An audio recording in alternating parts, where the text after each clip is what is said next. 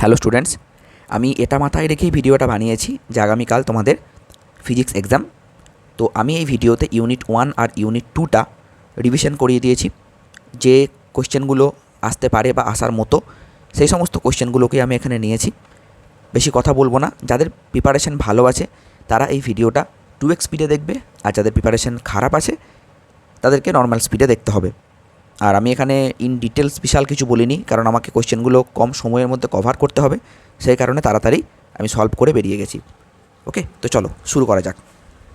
দেখো 1 নম্বর কোশ্চেন কী বলা হচ্ছে, কোনো পার্থিব বস্তুতে তড়িৎ আধানের পরিমাণ 1.6 হলে এটি লঙ্ঘন করে কোনটি?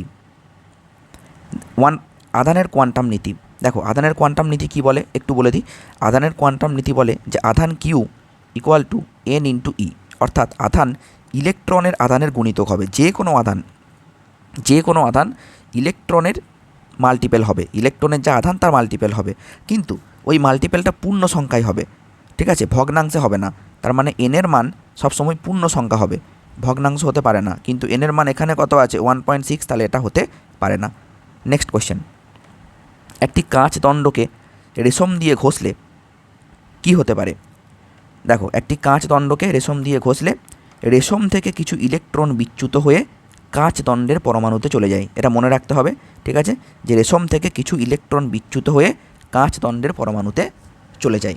ওকে, নেক্সট কোশ্চেনে যাই। Q1 ও Q2 দুটি বিন্দু আধানের ক্ষেত্রে যদি Q1 Q2 লেস দেন 0 হলে আধান দুটির মধ্যে কার্যকারী বলের প্রকৃতি কেমন হবে? আচ্ছা, এখানে Q1 আছে, এখানে Q2 আছে। আমরা সবাই জানি যে দুটো আধান যদি কিছু দূরত্বে অবস্থান করে তাহলে এরা পরস্পরকে আকর্ষণ বা বিকর্ষণ করবে। যদি আধান দুটো পজিটিভ হয়, এফের মান কত এটা একবার বলে দিই, কে Q1 Q2 by r square. এটা তোমরা জানো, কে এর ভ্যালু হয় কত 1/4πε0। ওকে, তো যদি Q1 Q2 দুজনাই ধনাত্মক হয় তাহলে Q1 গণিত Q2 গ্রেটার দেন 0 হবে। যদি Q1 Q2 দুজনাই ঋণাত্মক হয় তাহলে Q1 Q2 মানে -Q1 -Q2 সেই গুণ হয়ে তো সেই প্লাসই হয়ে যাবে, তাই না? সেটাও গ্রেটার দেন 0 হবে। কিন্তু যদি Q1 পজিটিভ হয় আর Q2 যদি নেগেটিভ হয় তাহলে +Q1 আর -Q2 এটা গুণ হয়ে কী হয়ে যাবে, যাই হোক না কেন মাইনাস হবে, -Q1 Q2 হবে। এইটা কি লেস দেন 0, ঠিক আছে। আর যদি এইটা প্লাস হয় আর এটা মাইনাস হয় তাহলে এই ক্ষেত্রে আকর্ষণ হবে। তাহলে আকর্ষণ কখন হবে? যদি Q1 Q2 লেস দেন 0 হয়, তাহলে তখন হবে আকর্ষণধর্মী। ওকে, তাহলে এটা হয়ে যাবে আকর্ষণধর্মী। ওকে, আর যখনই গ্রেটার দেন 0 হবে তখন হবে বিকর্ষণধর্মী, কারণ পজিটিভ বিকর্ষণ করে, নেগেটিভ বিকর্ষণ করে। আকর্ষণ কখন করবে? যখন নেগেটিভ পজিটিভ হবে বা পজিটিভ নেগেটিভ হবে, আর তখনই কিন্তু গুণফলটা 0 থেকে ছোট হবে। নেক্সট, তড়িৎ বলের প্রকৃতি কেমন? দেখো তড়িৎ বল হচ্ছে সংরক্ষী বল। আমি আর একটা কথা বলে রাখি যে সংরক্ষী বল কী বল না, দুটো বিন্দুর মধ্যে আমি একটা বস্তুকে যদি নিয়ে আসতে চাই, হ্যাঁ, এই পথে নিয়ে গেলাম না এই পথে নিয়ে গেলাম না এই পথে নিয়ে গেলাম, তার ওপর ডিপেন্ড করবে না সংরক্ষী বলের ক্ষেত্রে। শুধু প্রাথমিক বিন্দু এবং শেষ বিন্দুর ওপর ডিপেন্ড করবে যে কৃতকার্য কত হয়েছে, ঠিক আছে, ক্লিয়ার। আর যদি অসংরক্ষী বল এখানে কাজ করে, মানে এই ফিল্ডটা যদি অসংরক্ষী বলের হয়, যেমন ঘর্ষণ বল মনে করো, তো ঘর্ষণ বলের ক্ষেত্রে কিন্তু তুমি কোন পথে যাচ্ছ তার সেটা ডিপেন্ড করবে, কারণ ঘর্ষণ বল হচ্ছে অসংরক্ষী বল।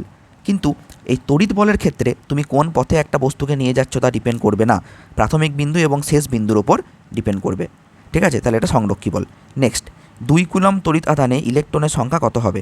আমি বারবার স্টুডেন্টদেরকে একটা কথা বলি যে 1 কুলম্ব তড়িৎ আধানে কত হয় সেটা মুখস্থ করে নাও। 1 কুলম্ব তড়িৎ আধানে ইলেকট্রন সংখ্যা 6.25 ইন্টু 10⁻18T, এটা 1 কুলম্বে। তাহলে 2 কুলম্বে কত? এর সঙ্গে 2 গুণ করে দেবে, তাহলে 6.25 ইন্টু 2, তার মানেই হচ্ছে 12.5 ইন্টু 10⁻18T। ওকে, তাহলে এইটাকে তুমি মুখস্থ করে নেবে যে 1 কুলম্বে কতগুলো থাকে, 6.25 ইন্টু 10⁻18। ওকে, তাহলে অপশান সি। নেক্সট, দুটি আহিত কণার মধ্যে ডি দূরত্ব থাকলে তাদের মধ্যে ক্রিয়াশীল বিকর্ষণ বল হয় 9 নিউটন। বেশ, বিকর্ষণ বলের ফর্মুলা কি? F equal to k Q1 Q2 by r square. বেশ, এবার বলছে যদি তাদের দূরত্ব বেড়ে 3D হয়ে যায় তবে তাদের মধ্যে বিকর্ষণ বল কত হবে? একটা জিনিস দেখো, দূরত্বটা পরিবর্তন হয়েছে, আধানের মান থোড়ি পরিবর্তন হয়েছে, হয়নি। তাহলে এফ ভ্যারিজ আজ 1/r² আমি কিন্তু লিখতে পারি। তাহলে F1/F2 কী হবে দেখো, ওপরে হয়ে যাবে R2², R2 কত 3D তার হোল স্কোয়ার, ঠিক আছে, আর R1 কত, R1 হচ্ছে গিয়ে D²। I think clear. তাহলে হচ্ছে গিয়ে 9D² D² কেটে দাও, তাহলে 9/1। তাহলে কোনাকুনি যদি গুণ করে দাও তাহলে কি পাবে, যে F2 = F1/9। F1 তো বলা আছে 9 নিউটন, তাহলে 9/9 অর্থাৎ 1 নিউটন হয়ে যাবে উত্তর। আই থিঙ্ক ক্লিয়ার, ঠিক আছে। নেক্সট কোশ্চেনে যাই বেরিয়ে। কুলম্বের সূত্র কোন ধরনের আধানের ক্ষেত্রে প্রযোজ্য হয়? কুলম্বের সূত্র প্রযোজ্য হয় বিন্দু আধানের ক্ষেত্রে। আমি আরেকটা কথা বলে রাখি, দেখো বিন্দু, ফিজিক্সে এই বিন্দু আধান বা বিন্দু ভরের অর্থ কী বলি, এইখানে মনে করো দুটো বস্তু আছে, এই দুটো বস্তুর দূরত্ব যদি অনেক হয় বস্তুর সাইজের থেকে, তাহলে সেই দুটোকে আমি বলবো বিন্দু ভর, ঠিক আছে। যেমন মনে করো পৃথিবী আর সূর্য কি অনেক দূরে দূরে আছে, আমি এখান থেকে পৃথিবী থেকে যখন সূর্যকে দেখছি তখন কি দেখছি, ছোট্ট মতো দেখছি, তাহলে দূরত্বটা অনেক বেশি বলে আমরা বলতে পারি বিন্দু ভর। কিন্তু ওরা কি আসলেই একদম ছোট বিন্দুর মতো না, ঠিক আছে। তো আমাকে দেখতে হবে যে সাইজের থেকে দূরত্বটা কতটা, যদি অনেকটা বেশি হয়, মাঝ গ্রেটার দেন হয়, তাহলেই তখন আমরা তাকে বিন্দু ভর বলতে পারি। তেমনি আধানের ক্ষেত্রেও তাই, ওকে, আধানের ক্ষেত্রেও তাই। যদি এখানে একটা গোলক থাকে, গোলকের ওপর যদি চার্জ ছড়ানো থাকে, ঠিক আছে, আর এইখানে একটা গোলক থাকে, গোলকটার ওপরে যদি চার্জ ছড়ানো থাকে, ঠিক আছে, এবার এই গোলক দুটো যদি অনেক দূরে থাকে, তাহলে এই গোলক দুটোকে আমি বিন্দু ভর বলতেই, মানে বিন্দু কী বলে, আধান বলতেই পারি, ওকে, বিন্দু আধান তখন বলতেই পারি। নেক্সট দেখো, এটা মাথায় রাখবে, ছোটো ছোটো জিনিসগুলো থেকে কোশ্চেন হতে পারে, কারণ খুব বেসিক থেকে কোশ্চেন করবে এটাই মনে হচ্ছে। 1 স্ট্যাট কুলম্বে সমতুল্য আধান কত, তার মানে 1 স্ট্যাট কুলম্ব মানে কত ইএমইউ বা কত কুলম্ব সেটা জানতে চেয়েছে। দেখো 1 স্ট্যাট কুলম্ব মানে 1 ইএসইউ আধান, মনে রাখতে হবে 1 স্ট্যাট কুলম্ব মানে 1 ইএসইউ আধান। আর এটাও মনে রেখে দেবে যে 1 কুলম্ব = 3 × 10⁹ ইএসইউ। ইএসইউও যা, স্ট্যাট কুলম্বও তাই, ঠিক আছে।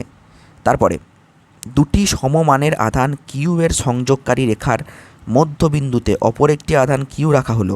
3টি তড়িতাধান বিশিষ্ট এই ব্যবস্থাটিকে সাম্যাবস্থায় রাখতে গেলে কিউ এর মান কত হতে হবে?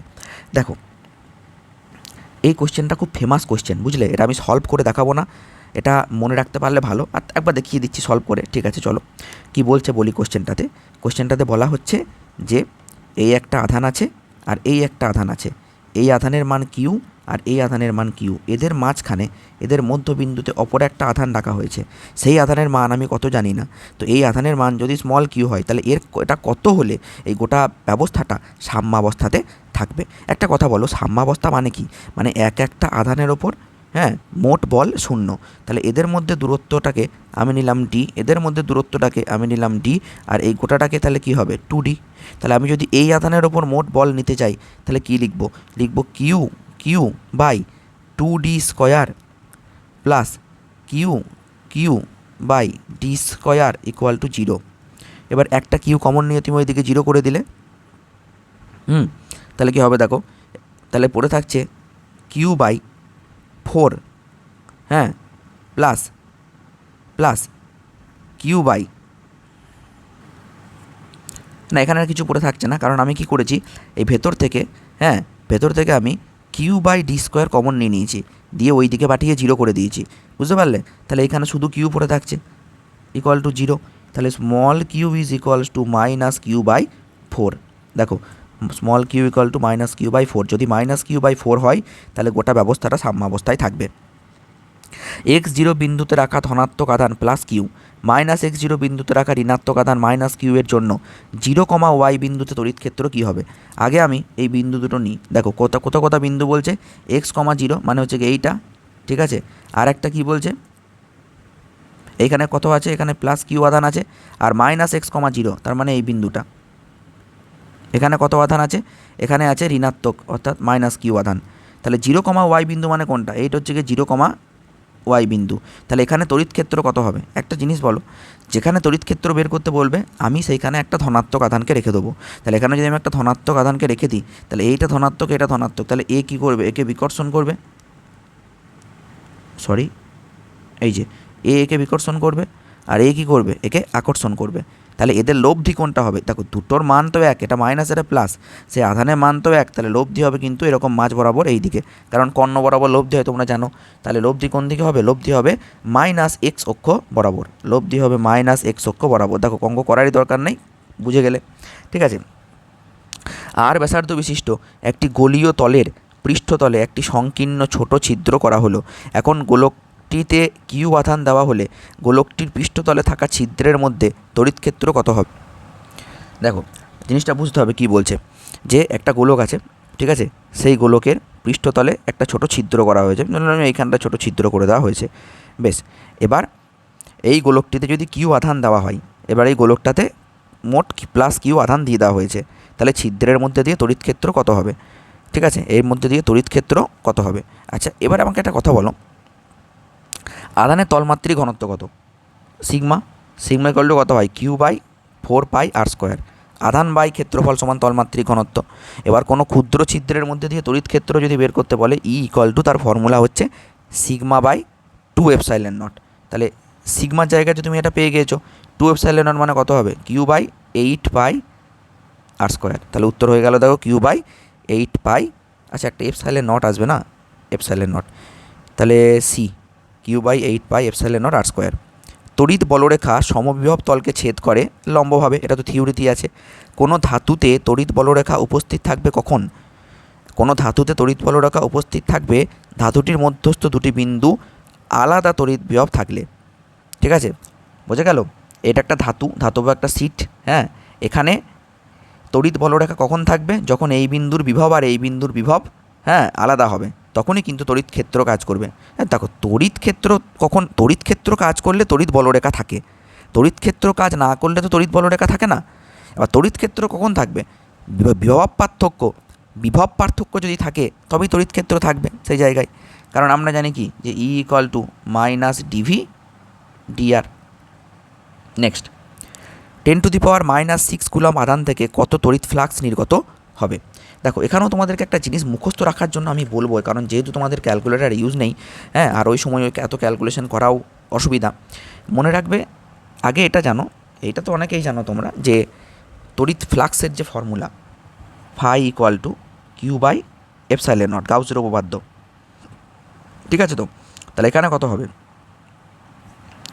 8.854 ইন্টু 10⁻⁻12, ওকে, এসআইতে দেওয়া আছে, দেখো ক্লিয়ার কিনা। এবার এই যে ফ্যাক্টরটা 1/8.854, এর ভ্যালুটা মনে রাখবে, এর ভ্যালুটা হচ্ছে 11.3 ইন্টু 10⁻²। এবার বাকিটা তুমি দেখে নাও, হয়ে যাবে 10⁻6, আর উপরে উঠলে এটা 10⁻+12, 6, 7, 8, 9, 10, 11, 12, তাই তো? তাহলে এটা হয়ে গেল কত? 1.13 ইন্টু 10⁵। ব্যাস, অ্যান্সার মিলে গেল। দেখো কোনটা অপশান হবে? তাহলে একটা হবে অপশান। তারপরে নেক্সট, এসআইতে তড়িৎ ফ্লাক্সের একক কী? এসআইতে তড়িৎ ফ্লাক্সের একক, দেখো একক কিন্তু বিভিন্নভাবে দেওয়া থাকতে পারে, এখানে তুমি যেটা পড়েছো সেটা নাই থাকতে পারে। তড়িৎ ফ্লাক্সের ফর্মুলা কি? ফাই ইকুয়াল টু কি? Q by ε0। আবার ফাই ইকুয়াল টু আর একটা হয় ই ডট ডিএস। তাহলে ই এর একক কি?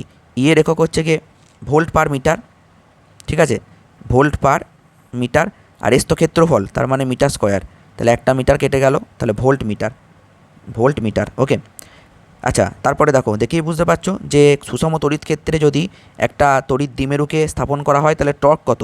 যারা পড়েছো, একটু অন্তত পড়েছো, টিউশন গেছো, ঠিক আছে, তারাই জেনে যাবে tau equal to p cross e, tau equal to p cross e, ঠিক আছে। আচ্ছা, এখানে কিছু একটা বলছে, বুঝলে, বলছে পি দ্বিমেরু ভ্রামক বিশিষ্ট একটি তড়িৎ দ্বিমেরুকে ই প্রাবল্যের একটা সুষম তড়িৎ ক্ষেত্র বরাবর স্থাপন করলে তড়িৎ দ্বিমেরুর উপর ক্রিয়াশীল টর্ক। আচ্ছা, এখানে উত্তর ভুল আছে, এখানে tau equal to p cross e, মানে অপশান এ হবে উত্তর, অপশান এ হবে এখানে উত্তর, ঠিক আছে, মনে রাখতে হবে। নেক্সট কোয়েশ্চেন দেখো কি বলছে। বায়ু মাধ্যমে রক্ষিত একটি ঘনকের ভেতরে একটি আধান কিউ আছে, ঘনকটি 6টি তল দিয়ে অতিক্রান্ত তড়িৎ ফ্লাক্স কত হবে? দেখো এখানে অ্যান্সার করা আছে, দেখো ঘনকের কেন্দ্র বা ভেতরের কিউ আধান থাকলে 6টি আলাদা তলের মধ্যে দিয়ে তড়িৎ ফ্লাক্স হবে দেখো মোট তড়িৎ ফ্লাক্স যেটা মোট, সেটা 6টি তল মানে 6 phi equal to Q by epsilon nought. তাহলে একটা তলে কত, ফাই বাই 6 এপসাইলন নট, এটা একটা তলের। যদি বলে যে মোট কত, তাহলে কিন্তু ফাই বাই এপসাইলন নটই হবে। কিন্তু এখানে কি বলেছে, ঘনকের 6টি তল দিয়ে অতিক্রান্ত তড়িৎ ফ্লাক্স কত হবে। ঠিক আছে, তাহলে 6টি আলাদা আলাদা তল দিয়ে যদি অতিক্রান্ত তড়িৎ ফ্লাক্স তুমি দেখো, তাহলে হবে phi by 6 epsilon nought. Clear? একটি তড়িৎ দ্বিমেরুকে একটি অসম তড়িৎ ক্ষেত্রে স্থাপন করা হলে কি হবে।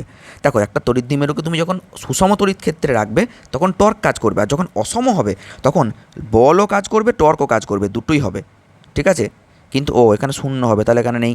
বল আর টর্ক দুটোই কাজ করবে, কোথায় আছে, প্রযুক্ত লব্ধি বল অবশ্যই না হবে না, লব্ধি বলও থাকবে, লব্ধি টর্ক অবশ্যই শূন্য না হবে না, লব্ধি বল এবং লব্ধি টর্ক দুটোই শূন্য হবে না, কোনোটিই নয় হবে তাহলে উত্তর। কারণ এখানে বলও কাজ করবে আবার টর্কও কাজ করবে। আবার বলছি, যখন তুমি একটা দ্বিমেরুকে অসম তড়িৎ ক্ষেত্রে রাখবে, যখন তুমি একটা দ্বিমেরুকে অসম তড়িৎ ক্ষেত্রে রাখবে, তখন বলও কাজ করবে, টর্কও কাজ করবে। আর সুষম তড়িৎ ক্ষেত্রে রাখলে শুধুমাত্র টর্ক কাজ করবে।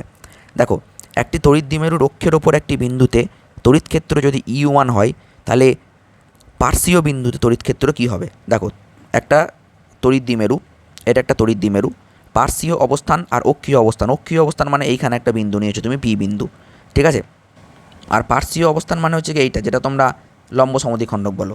এইটুকু দূরত্ব যদি আর হয়, তাহলে এইটুকু দূরত্ব কিন্তু আর, এটা ওরা বলে দিয়েছে। তাহলে E1-এর সঙ্গে E2 এর যে রিলেশন সেটা কি হবে। দেখো একটা জিনিস তোমাকে মাথায় রাখতে হবে, যে ফর্মুলা এখানে কি হয়। দেখো অক্ষীয় অবস্থানে যেটা হয়, হ্যাঁ অক্ষীয় অবস্থানে যেটা হয় সেটা হয় 1/4 পাই এপসাইলন নট, ঠিক আছে, 2p বাই আর কিউব। আর লম্ব সমদ্বিখণ্ডকে যেটা হয় সেটা হয় 1/4 পাই এপসাইলন নট, ঠিক আছে, p বাই আর কিউব। তাহলে এইটাকে আমি ধরে নিলাম E1, এটাকে বলেছে ওরা E2। তাহলে দেখে কি বুঝতে পারছো যে E1 ইকুয়াল টু 2E2, ব্যাস হয়ে গেল উত্তর। E1 equal to 2E2। তার মানে লম্ব সমদ্বিখণ্ডকে কম হয় আর অক্ষীয় অবস্থানে বেশি হয়। তড়িৎ প্রাবল্যের এসআই একক কী। দেখো তড়িৎ প্রাবল্য মানে ই, ঠিক আছে, তড়িৎ প্রাবল্য মানে হচ্ছে ই। তাহলে ই এর এসআই একক কী, আমরা এটা তো জানি যে E equal to F by q. তাহলে এফ এর একক কী, নিউটন, আর কিউ এর একক কী, কুলম্ব। তাহলে নিউটন পার কুলম্ব হচ্ছে উত্তর। ঠিক আছে, তড়িৎ প্রাবল্য, আচ্ছা এটা ওইটাই আছে না, এখানে আর একটা কোশ্চেন আছে মনে হচ্ছে। দেখো কি বলছে, আর ব্যাসার্ধের একটি বৃত্তের কেন্দ্রবিন্দুতে কিউ তড়িৎ আধান রাখা আছে। বেশ, এখানে একটা বৃত্ত নিলাম, এখানে একটা কিউ আধান রাখা আছে, ঠিক আছে, বৃত্ত নিয়ে নিলাম। কিউ এর সাপেক্ষে বৃত্তের চারিদিকে অপর একটি তড়িৎ আধান ক্যাপিটাল কিউকে একবার বহন করে আনতে কৃতকার্য কত হবে। তুমি এখান থেকে একটা বস্তুকে নিয়ে, আচ্ছা এখানে যখন আধানটা আছে তার মানে চারিদিকে তড়িৎ ক্ষেত্র আছে, কী আছে, তড়িৎ ক্ষেত্র আছে। তাহলে তড়িৎ ক্ষেত্রের অধীনে একটা বস্তুকে তুমি ঘুরিয়ে নিয়ে এসে আবার এইখানে নিয়ে চলে আসছো, সেই তো প্রথম বিন্দু আর শেষ বিন্দু একই। তাহলে কৃতকার্য কত, শূন্য। কারণ তড়িৎ ক্ষেত্র হচ্ছে সংরক্ষী বল। সংরক্ষী বলের ক্ষেত্রে যদি দূরত্ব শূন্য হয়ে যায়, মানে সরণ যদি শূন্য হয়ে যায়, তাহলে কৃতকার্য শূন্যই হয়ে যাবে। ওকে, কোয়েশ্চেন নাম্বার 26। দেখো কিউ আধানযুক্ত একটা তৈলবিন্দুর ভর এম কত তড়িৎ ক্ষেত্র প্রাবল্যের তড়িৎ ক্ষেত্রে তৈলবিন্দুটি সাম্যাবস্থায় থাকবে। দেখো এখানে কেসটা কী বলছে, মনে করো এইখানে একটা বস্তু আছে, ঠিক আছে, তৈলবিন্দু অত ভাবার দরকার নেই, মনে করো একটা বস্তু আছে। এবার এই বস্তুটা নিচের দিকে পড়ে যাবে কেন, কারণ ওজন mg। একে যদি আমি উপরের দিকে রাখতে চাই, তাহলে আমাকে এই দিকে তড়িৎ ক্ষেত্র প্রয়োগ করতে হবে।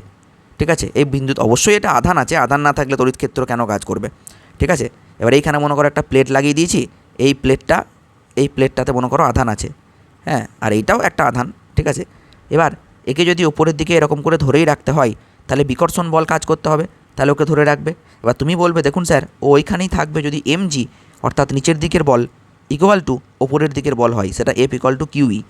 ঠিক আছে, তাহলে কিউ এর ভ্যালু কত, বা ই এর ভ্যালু চেয়েছে ওরা, তাহলে ই সমান কত, ই সমান mg বাই কিউ, ব্যাস উত্তর হয়ে গেল। ওকে, নেক্সট কোয়েশ্চেন দেখো, নেক্সট কোয়েশ্চেন বলছে এপসাইলন 0 ই স্কোয়ার, এপসাইলন 0 ই স্কোয়ার এর মাত্রীয় সংকেত কী হবে। দেখো এপসাইলন 0 ই স্কোয়ারের মাত্রীয় সংকেত,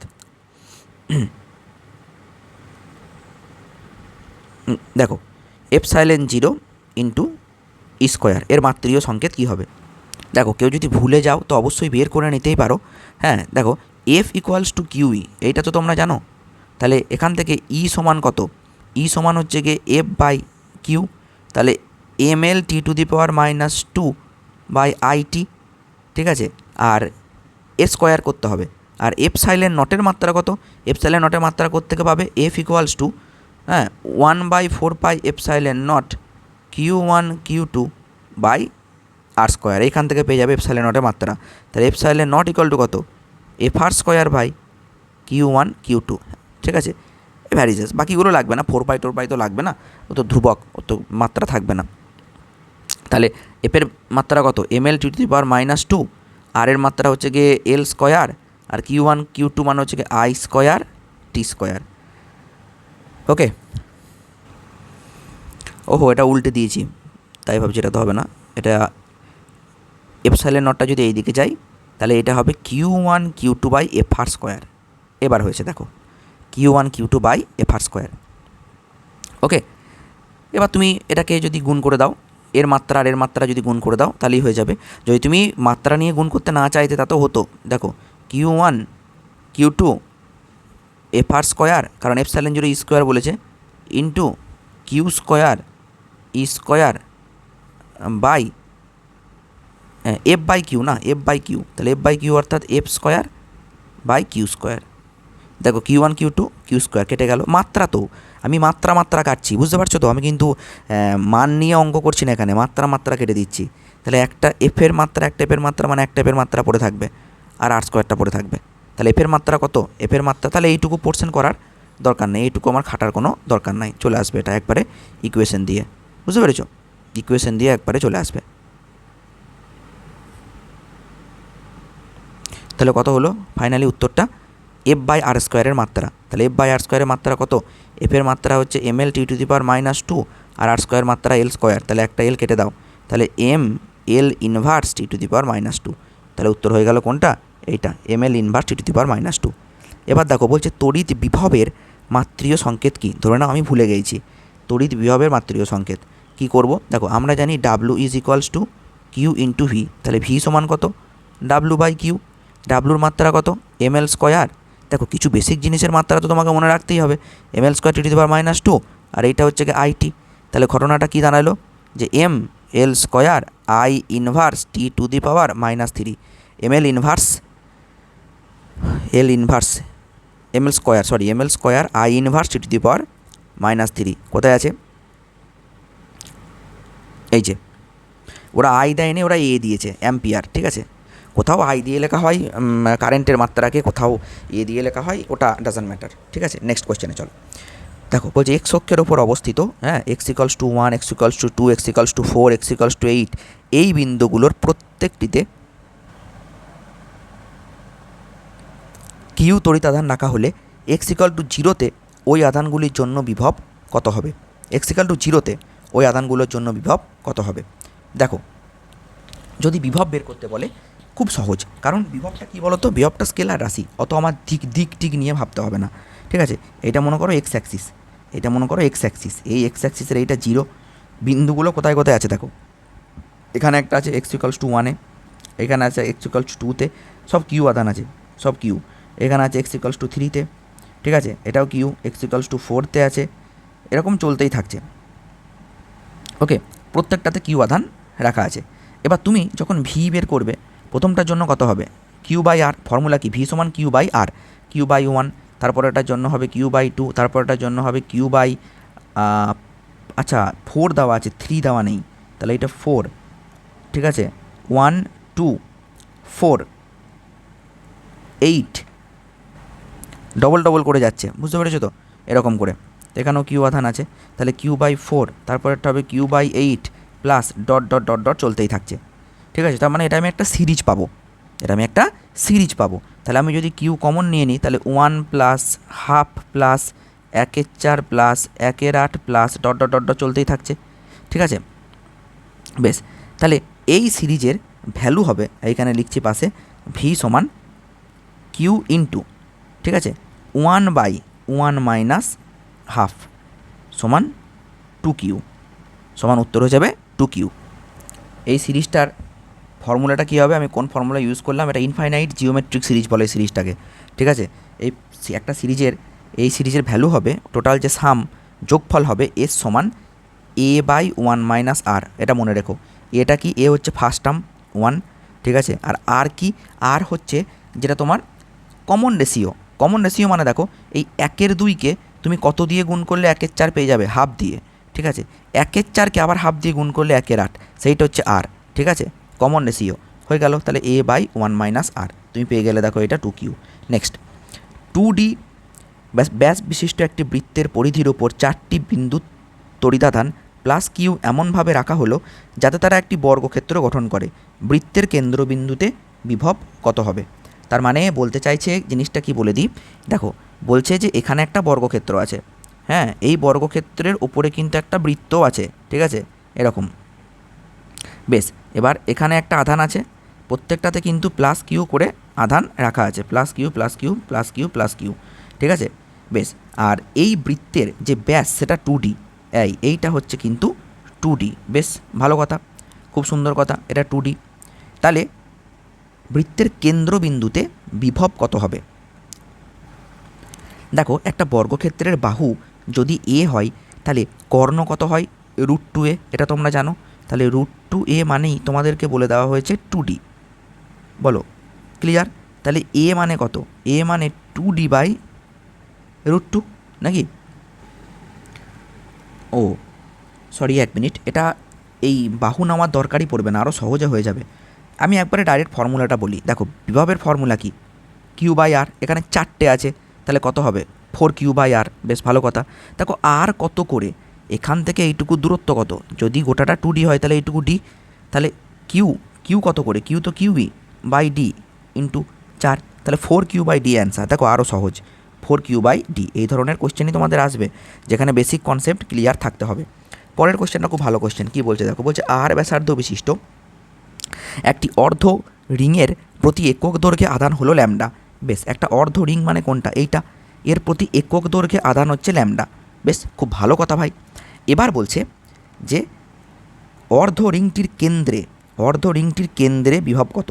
তার মানে এইটা যদি কেন্দ্র হয় তাহলে কেন্দ্রে বিভব কত হবে? আমি প্রথমে একটা স্মল পোর্শন নিই, একটা স্মল পোর্শন, ঠিক আছে। আমি এইটুকুকে নিলাম ডিএল, তাহলে এইটুকুর মধ্যে আধান কত?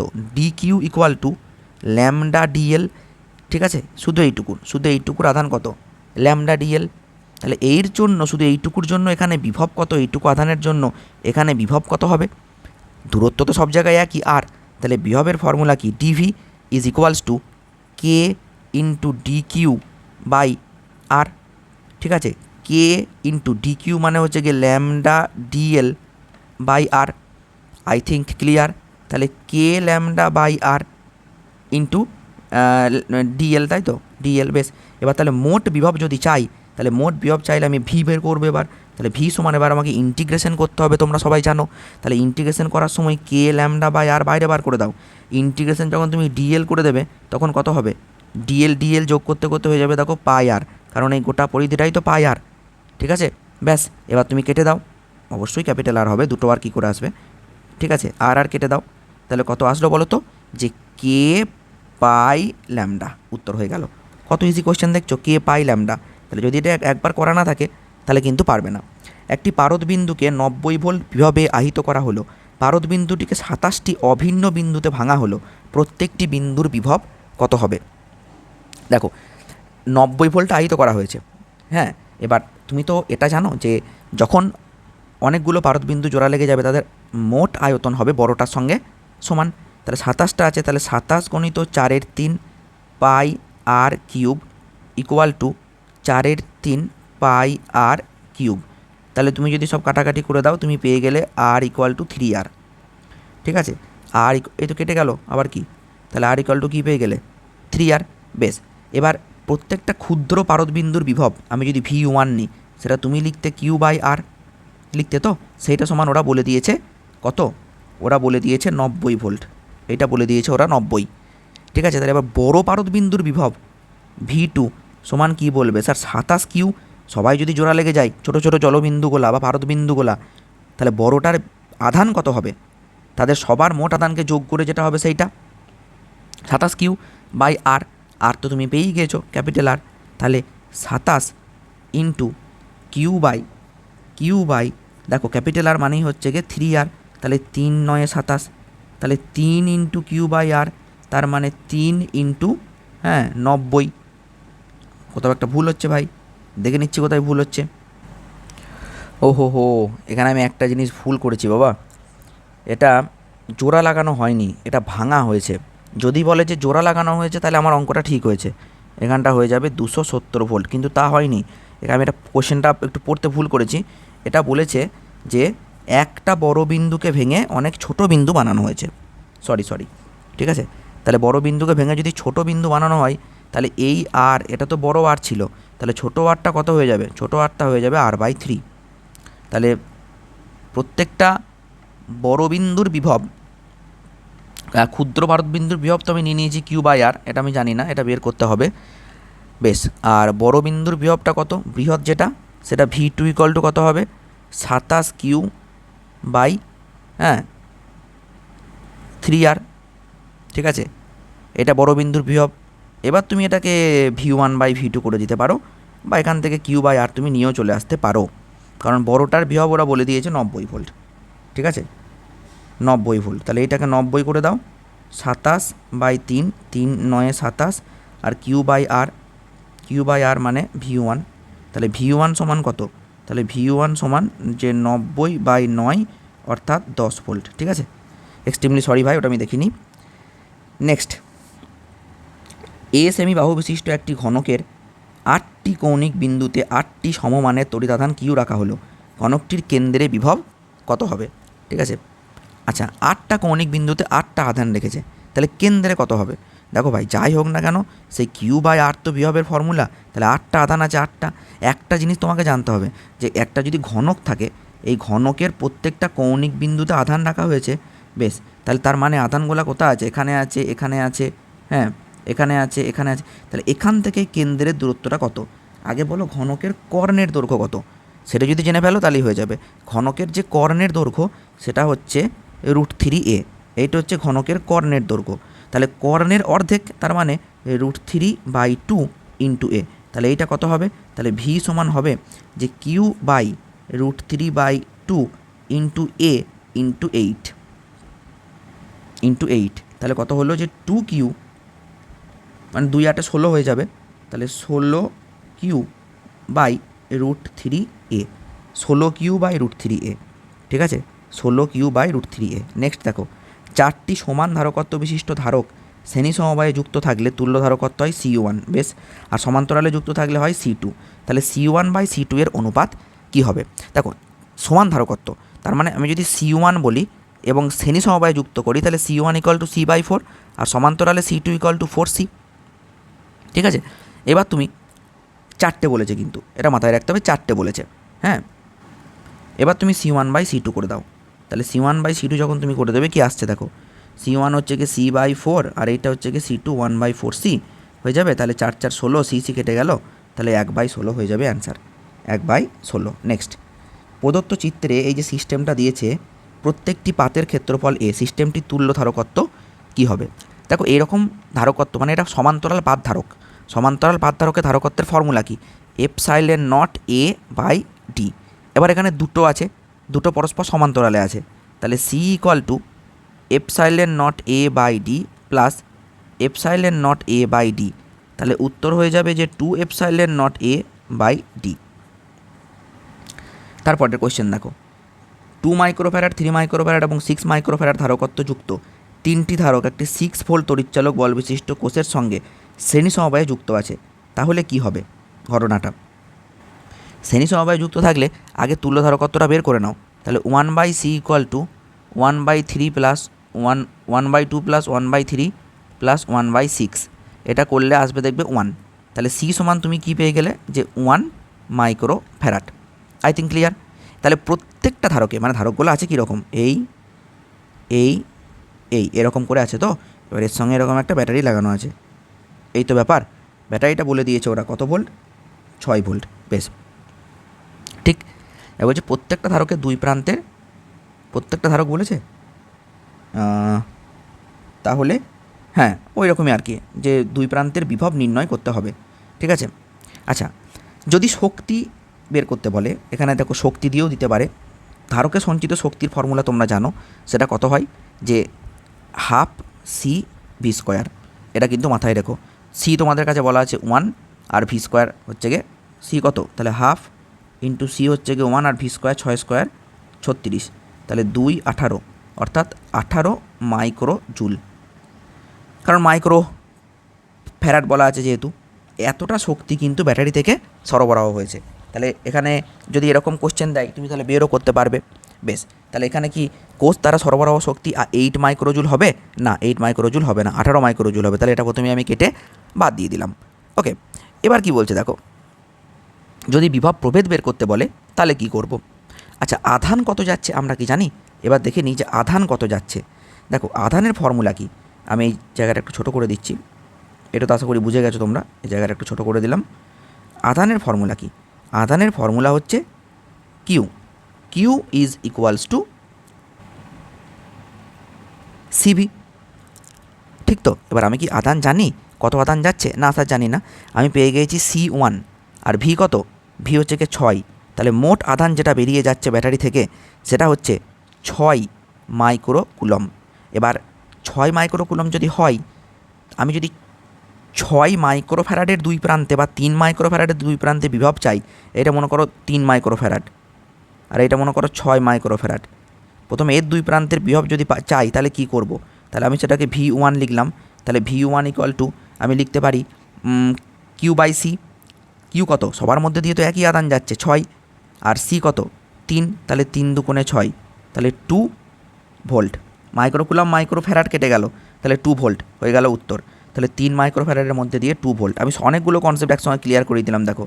আর যদি এখানে বলে যে 6 মাইক্রো ফ্যারাডের দুই প্রান্তে বিভব, তাহলে V2, তাহলে V2 ইকুয়াল টু তুমি কি বলবে যে 6/6, 6 কেটে গেল, তাহলে 1 ভোল্ট। ঠিক আছে, কিন্তু এখানে তো 1 ভোল্ট দেয়নি, তাহলে এটা উত্তর হবে না। নেক্সট, সি ধারকত্ব বিশিষ্ট একটি সমান্তরাল পাত ধারকে ভি বিভবে আহিত করা হলো। পাত দুটির মধ্যে দূরত্ব ডি হলে পাত দুটিতে ক্রিয়ারত বল কি হবে? দেখো সমান্তরাল পাত ধারক আছে, এবার প্রত্যেকটা তলের যদি তলমাত্রিক ঘনত্ব বের করতে বলে সেটা তো তুমি পারবে। তলমাত্রিক ঘনত্ব কত হয়? Sigma by q by A, area দিয়ে ভাগ করে দিলেই তলমাত্রিক ঘনত্ব আমরা পেয়ে যাই। আবার আমরা জানি ই সমান সিগমা বাই 2 এপসাইলন নট, কোনো সমান্তরাল পাত ধারকের জন্য কাছের কোনো বিন্দুতে তড়িৎ ক্ষেত্র। তাহলে তুমি এখানে যদি বসিয়ে দাও তাহলে কত হবে? Q by 2 epsilon not into A. Okay, no problem. এবার পাত দুটির মধ্যে যে ক্রিয়ারত বল এফ, এফ সমান কি? এফ সমান কিউই, এফ সমান কিউই। তাহলে যদি এটাকে গুণ করে দাও Q square by 2 epsilon not into A, তাহলে C square V square by 2 epsilon not into A. Okay, দেখো ক্লিয়ার কি না? কিন্তু এখানে তো এই দিয়ে অপশান নেই। কি করছি দেখো এই জায়গাটা, এখানে কি করছি, এই লাইনটার পরে আমি লিখছি F equal to C V square by 2 epsilon nought A. একটা সিকে আমি আলাদা করে রাখলাম। এবার সমান্তরাল পাত ধারকের সি তো তোমরা জানো, epsilon nought A by d, সেটাকে বসিয়ে দাও যে epsilon nought A by d. Epsilon nought কেটে দাও, দেখো তুমি দেখো উত্তর পেয়ে গেছো। ঠিক আছে, তাহলে কত হবে? এ এ কেটে গেল, তাহলে হয়ে গেল দেখো C V square by 2D, C V square by 2D। I think clear. Next কোশ্চেনে যাই। দেখো কি বলছে, বলছে C1 এবং C2 ধারকত্বের দুটি ধারককে সমান্তরালে যুক্ত করা হলো। সংস্থাটির কিউ আধান দিলে ওই আধান ধারক দুটির মধ্যে কিভাবে বণ্টিত হবে? দুটো ধারক আছে, ঠিক আছে, দুটো ধারক আছে আর দুটো ধারককে সমান্তরালে যুক্ত করে দেওয়া হয়েছে এইভাবে। যদি কিউ আধান আমি দিই এখানে, হ্যাঁ কিউ আধান যদি দিই তাহলে কিভাবে বণ্টিত হবে? ঠিক আছে, দেখো যখনই তুমি দুটো ধারককে সমান্তরালে যুক্ত করে দেবে, এইটা মনে করো C1, এটা মনে করো C2, এদের বিভব কিন্তু সমান হবে। যাই হোক না কেন স্যার, বিভবটা কিন্তু সমান হবে। তাহলে একটাতে আধান যদি হয় C1V, কারণ কিউ সমান CV, তাহলে একটাতে C1V আর একটাতে কী হবে? C2V। ভিভি কেটে গেল, তাহলে C1/C2, Q1/Q2 is equals two C1/C2। উত্তরও হয়ে গেল। বুঝতে পেরেছো? কারণ তখন তো সাধারণ বিভব হবে, তখন তো আলাদা আলাদা করে বিভব থাকবে না। তারপরে দেখো C1 ধারকত্বের একটি ধারককে ভি বিভবে আহিত করে C2 ধারকত্বের একটি অনাহিত ধারকের সঙ্গে সমান্তরালে যুক্ত করা হলো। প্রতিটি ধারকের দুই প্রান্তের অন্তিম বিভব প্রভেদ কী হবে? আমি ধরে নিচ্ছি যে প্রতিটি ধারকের দুই প্রান্তের অন্তিম বিভব প্রভেদ হবে V ড্যাশ। তাহলে তুমি এটা বলতে পারো যে দেখুন স্যার C1V যা হবে, সমান্তরালে যুক্ত করে দিয়েছে, তো প্রথমে কী ছিল? প্রথমে কী ছিল দেখো, একদম প্রথমে বিভব কত ছিল, একজনের বিভব ছিল, একজনের বিভব ছিল না, অনাহিত বলেছে, তাহলে C1V প্লাস 0, তাহলে মোট আধান কত ছিল এইটা Q1 প্লাস Q2। পরে কি হয়েছে, দুটোকে সমান্তরালে যুক্ত করে দেওয়া হয়েছে, যখনই সমান্তরালে যুক্ত করে দেওয়া হয়েছে তখন মোট ধারকত্ব কত হয়ে গিয়েছে C1 প্লাস C2, কিন্তু বিভব হয়ে যাবে সাধারণ বিভব, সেটাকে আমি V ড্যাশ নিয়ে নিলাম। I think clear. তাহলে V dash is equals to C1V by C1 plus C2। দেখো C1V by C1 plus C2, option B হয়ে যাবে কারেক্ট অ্যান্সার। আর সাধারণ বিভবের ফর্মুলা যদি কেউ মনে রাখো তাহলেও হবে। সাধারণ বিভবের ফর্মুলা কি, V সমান C1V1 plus C2V2 by C1 plus C2, এইটা হচ্ছে সাধারণ বিভবের ফর্মুলা। এবার যদি V2 0 দেয় তাহলে V2 জায়গায় 0 বসিয়ে দেবে। কিউ আধান ও সি ধারকত্ব বিশিষ্ট 64টি জলকণা মিলিত হয়ে বড় জলকণা তৈরি করে, তাহলে বড় জলকণাটির আধান ও ধারকত্ব কী হবে? খুব ভালো কোশ্চেন, আর এই কোশ্চেন কিন্তু পরীক্ষায় আসে। দেখো একটা গোলকের ধারকত্বের ফর্মুলা তোমাকে জানতে হবে। একটা গোলকের ধারকত্ব হয় সিজিএস পদ্ধতিতে C সমান R, আর এসআই পদ্ধতিতে C সমান 4 pi epsilon not into R, এটা তোমাকে মনে রাখতে হবে। এবার প্রত্যেকটা ক্ষুদ্র গোলকের ব্যাসার্ধ যদি স্মল r হয় তাহলে তুমি এটা বলতে পারো, আর বৃহৎ গোলকের ব্যাসার্ধ যদি ক্যাপিটাল R হয় তাহলে কতগুলো ক্ষুদ্র গোলক লেগেছে, 64টা দিয়ে বড় গোলক তৈরি করেছে। তাহলে সেই রকম ফর্মুলা লাগিয়ে আমি করে দিতে পারি R ইকুয়াল টু 4R। ওই যে আগে করলাম না 4/3 pi r cube equal two তুমি কী লিখবে 64, হ্যাঁ, ইন্টু 4/3 পাই আর কিউব। তার মানে ইন জেনারেলি হবে কি যে capital R is equals two যতগুলো আধান আছে, মানে এনটা আধান যদি জোড়া লাগে, এনটা ড্রপ যদি জোড়া লাগে, তাহলে n two the power 1/3 into small r, এইটা হচ্ছে ফর্মুলা। ইউজ করে দিলে তুমি ক্যাপিটাল R পেয়ে গেলে হবে। বেশ, দিয়ে বলছে যে বড় জলকণাটির আধান এবং ধারকত্ব কী হবে। দেখো ভাই, বড় জলকণা ধারকত্ব আমি পেয়েই গিয়েছি, তোমাকে এক্ষুনি বললাম ব্যাসার্ধের সঙ্গে সমান হয়। তাহলে বড় জলকণার যে ধারকত্ব সেটা হবে V ড্যাশ, ধারকত্ব C ড্যাশ সমান 4 পাই, এখানে 4 পাই দিয়ে নাই, তাহলে শুধু সিজিএস পদ্ধতিতে দিয়েছে, তাহলে শুধু আর হবে, তার মানে 4R হবে। আর ছোটো জলকণার কত ছিল, ছোটো জলকণার ব্যাসার্ধ ছিল R, তার মানে ধারকত্ব ছিল R, তাহলে এখানে কত হয়ে যাবে 4C। আর 64টা জলকণা জোড়া লেগেছে, একটা জলকণার আধান যদি কিউ হয় তাহলে 64টা কত 64 কিউ, তাহলে উত্তর কত হয়ে গেল 64 Q R 4C। 64 Q R 4C দুটো অপশান আছে ভাই, ঠিক আছে, 64 কিউ আর 4C। ও না না, একটাই আছে, ওটা শুধু সি আছে, ঠিক আছে। তারপরে দেখো, একটি সমান্তরাল পাতধারকের পাতদ্বয়ের মধ্যে তেল রাখা আছে যা ডাইইলেকট্রিক ধ্রুবক K = 2, সেটা ধারকত্ব C। যদি পাতদ্বয়ের মধ্যে থেকে তেল অপসারণ করা হয় তবে সেটি ধারকত্ব কী হবে? দেখো প্রথমে কি করা ছিল, সমান্তরাল পাতধারক ছিল, এদের মধ্যে কোনো একটা মিডিয়াম রাখা ছিল, ঠিক আছে, কোনো একটা মিডিয়াম এদের মধ্যে রাখা ছিল, এই সমান্তরাল পাতধারকের মধ্যে, এইটা পজিটিভ এটা নেগেটিভ। এবার যখন মিডিয়ামটা রাখা ছিল তখন সেটা ধারকত্ব ছিল C। যখন মিডিয়ামটা বের করে নেওয়া হয়েছে তখন ধারকত্ব কী হবে, বাড়বে না কমবে বা কত হবে, যাই হোক না কেন। সি এর ফর্মুলা কি, সি এর ফর্মুলা হচ্ছে যে K alpha by 4 pi D। এই আলফাটা কি সমান্তরাল পাতের ক্ষেত্রফল, আর ডিটা কি এদের মধ্যে দূরত্ব, ঠিক আছে, ক্লিয়ার কি বললাম? তাহলে ডাইইলেকট্রিক ধ্রুবক কত বলেছে, যাই হোক না কেন সি ভ্যারিজাজ কে, তাই তো?